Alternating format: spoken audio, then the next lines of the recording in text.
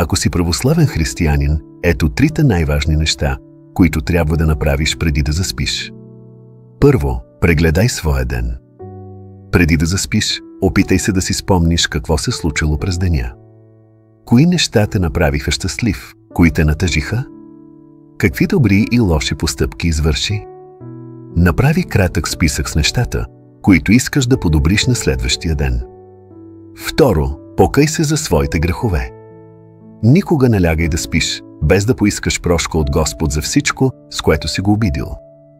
Изброи своите грехове и помоли за прошка за тези, които си забравил. Моли се Бог да продължи да те очиства и да ти дава сила да устоиш на атаките и изкушенията на врага. Трето, бъди близо до Бога чрез молитва. Благодари на Бог за дарените ти ден и мигове, сподели с Него мислите си. Моли се за твоите любими хора и за проблемите, които виждаш в света. Предай му своята нощ и утрешния ден и моля го да те благославя, като ти изпраща Святия си Дух, за да станеш по-добър.